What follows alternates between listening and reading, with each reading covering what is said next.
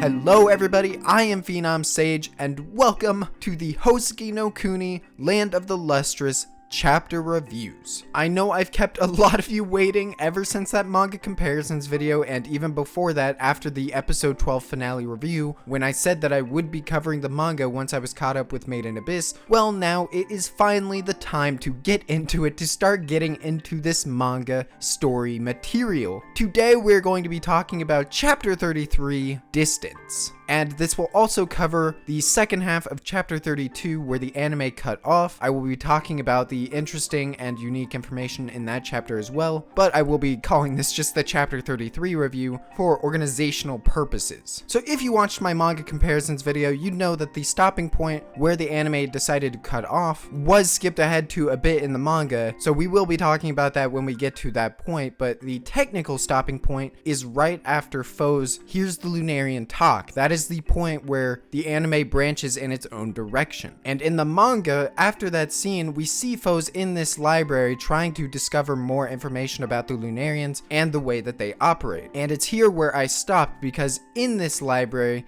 after the dialogue from Phos, we get introduced to a new gym that made a very brief appearance in the anime in the very first episode in that group shot, Ghost. And again, I'm not going to reiterate everything I said in that manga comparisons video, but Ghost has also been mentioned by Daya when she was hiding from Shiro, saying that this is the room that Ghost takes care of, the hibernation chamber. And it's in this very first meeting between Phos and Ghost where we get a crucial piece of information that I had no idea about. Just dropping it right off the bat with this exposition. Ghost was the partner of another gem called Lapis Lazuli, a gem who was taken away by the Lunarians, and now only their head remains at the school. Now, this isn't unheard of for a gem to have only a piece of their body remaining with the rest of them on the moon, but it is kind of strange that only their head is remaining here, and it's kind of horrific in a way. But now that Ghost is here alone, taking on the responsibilities of both herself and Lapis, you really do get this sense of her character, and it allows you to sympathize with her a bit more with her struggles and character, because it's not like she's weeping, she's not moping around that Lapis isn't around and she has to take care of both of their jobs. In fact, she's very nonchalant about it, and I think that's what makes it even more sympathetic, is that these responsibilities have been tossed on Ghost, and yet Ghost isn't complaining. She's just waiting for the day when Lapis can finally return, and as we see later in this chapter, she is clinging to that possibility. So yeah, first impressions for Ghost, very good. I like this character a lot. With these first impressions anyways, I hope that she gets a decent amount of screen time and plays a major role in this arc. And of course, I know there's some conflicting information with that at the end of this chapter 33. I'll get into that, but I do think that Ghost will be a major player in these upcoming chapters. But no, what really struck me between these two chapters that I read was Phos. And I know, always Phos. It's always going to be Phos. Phos is just the best character ever. In these two, we see that Phos' seeds of doubt that were beginning to sprout at the end of the first season of the anime, or in manga terms, the past few chapters, we see that Phos' doubt of Sensei has begun growing more and more. And there are so many subtleties, so many hints, so many good moments that capitalize on these doubts that I want to cover a few of them. For one, I love this shot in chapter 32 where Phos is just watching Yellow and Daya. Phos loves those two a lot, so it makes sense that she's smiling, she cares about them, she feels that affection. And then when Sensei comes into frame behind Yellow and Daya, you have this panel of Phos in the exact same position, but just with that smile completely gone. Again, I have to praise Ichikawa for her masterful use of paneling. It's brilliant. I love that she isn't afraid to take up panel space with just characters reacting, slowly changing their expressions, because those tend to be my favorite kinds of expressions in manga, is when the author specifically takes up multiple panels to show similar shots, but just the evolving expressions that they're making. And then later on, oh my god, when the teams are dispersed to take care of the Lunarians that have appeared, Sensei is sending each group out to take care of an individual Lunarian, and you just see Phos appear behind him, saying that she wants to join, and oh my god, Sensei just looks at her and says, get some rest, Phos. And you just have this one incredible panel, just one panel, classic Ichikawa with this paneling, where Phos is just looking with the most apathetic expression I've ever seen Phos make, and she's just like,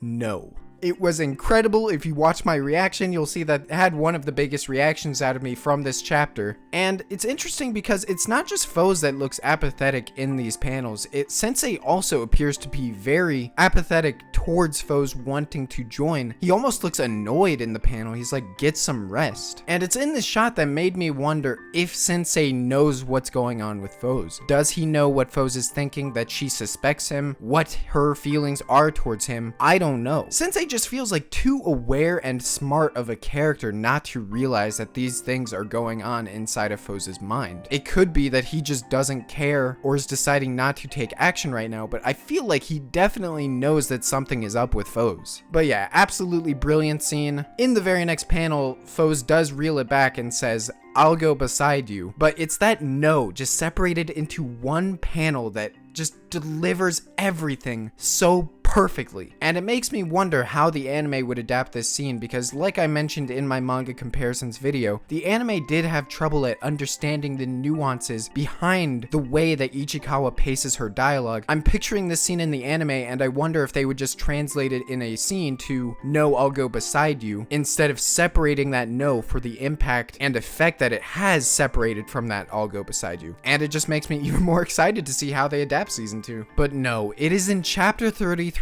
at the very end where we see Phos go the farthest she has ever gone in her doubt in Sensei. As the plan fails for Sensei to eliminate all of the Lunarians in one hit, the Lunarians close up in something that has not otherwise happened before, and Sensei is just refusing to go anywhere near it because this is an unclassified Lunarian. It is not safe to go up there without any information. And of course, this is upsetting to both Phos and Ghost, as they were hoping to see and receive any gem fragments that they might have had. These are 3 Lunarian ships showing up at the same time. If any Lunarians were going to have gem fragments with them, it would be these. And so Phos just asks Sensei, are you seriously going to waste this chance? Even the fact that there is a chance here, we need to take it. And Sensei does not respond at all. Instead, you scroll down and get this one panel, 1-page shot of Sensei just towering over Phos. This is the shot that did give me the biggest reaction in this chapter, and I love that Sensei's entire body is basically shrouded in darkness. You can't see him at all. It's such a juxtaposition to the previous panel where we did see his face and he was looking very sorrowful. After Phos asks, are you going to waste this chance? What I interpret from this panel is indifference from Sensei. He's not even going to think about risking it, even if the gems were up there. And of course, this seems kind of out of character for Sensei to be apathetic towards the thought of rescuing one of the gems, but at the same time, we have to realize that Sensei's job is to protect the living gems here. It's almost hard to decide which side you want to go on here. Like, you want to save these gems that might potentially be up there, but at the same time, Sensei is completely right in that these unclassified Lunarians might have some kind of trick up their sleeve, spoiler alert, they do, that might end up just getting one of our own captured and will be -1 gem in the long run. So both of their sides make sense, and I think that's what makes this conflict at the end of this chapter so interesting. But it was this shot of Sensei, and like I said, what I interpret to be his indifference towards the situation, that I find so interesting. I'd be interested to hear what you guys interpret that Sensei panel as. My only other interpretation of that is maybe it's a way of conveying Sensei's sadness that he can't go and save one of the gems, but at the same time, that wouldn't really fit in line with our next page,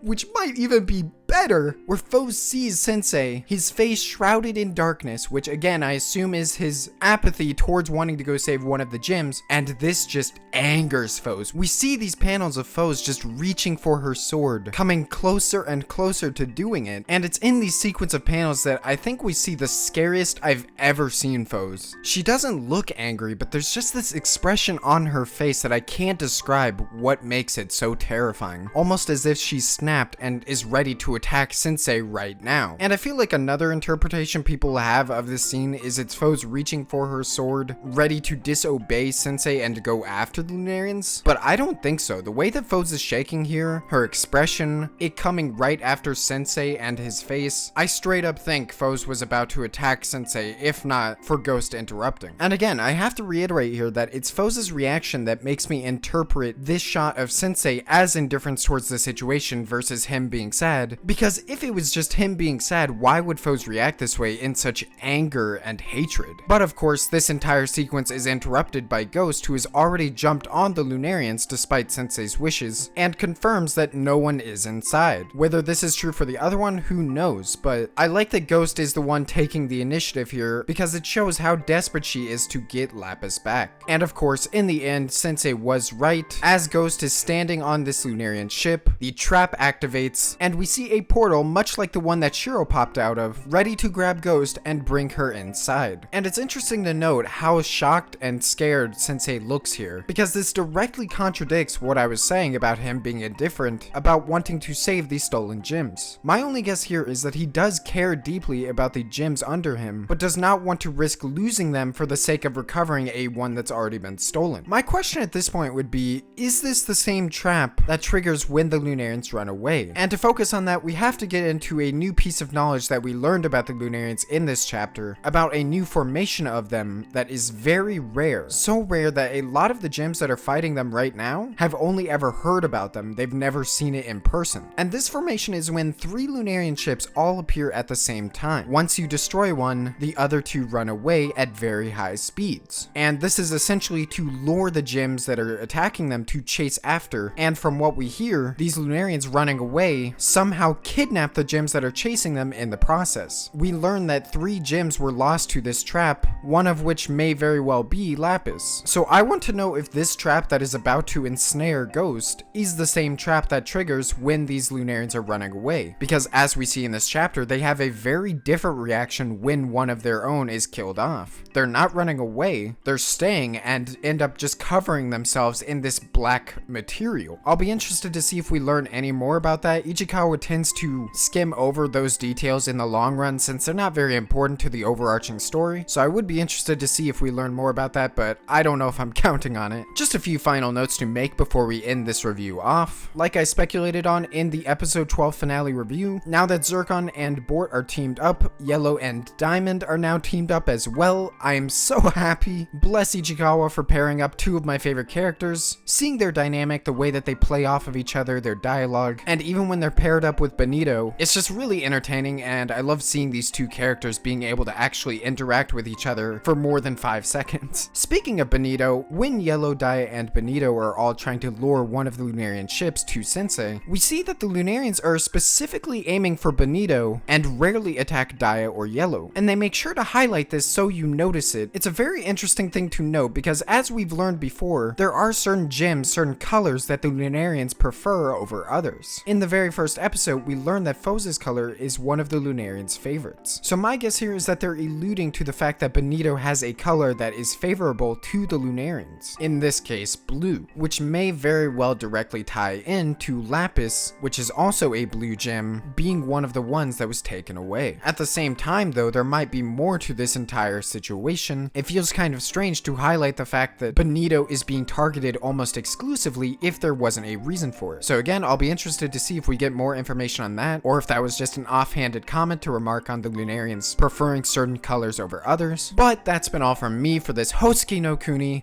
Land of the Lustrous chapter review. Thank you all so much for watching as always. I'm excited to start covering this series, seeing where it goes. Everybody has had nothing but praises to say about where the manga goes after the anime, so I'm super pumped. One thing I am worried about, however, and I wanted to pose this here, is that Ichikawa's chapters are incredibly visual. There's a lot of visual storytelling going on versus dialogue, like I mentioned in my manga comparisons video, and because of this, reviewing individual chapters might be more difficult than, say, Made in Abyss, which has a lot of dialogue, a lot of information and exposition every single chapter, and I am considering the possibility of reviewing multiple chapters of this at a time. We'll see. I just wanted to hear what you guys think about that. For now, we will keep it individual chapter reviews only, and we'll see where we go from there. And of course, as usual, have a great day.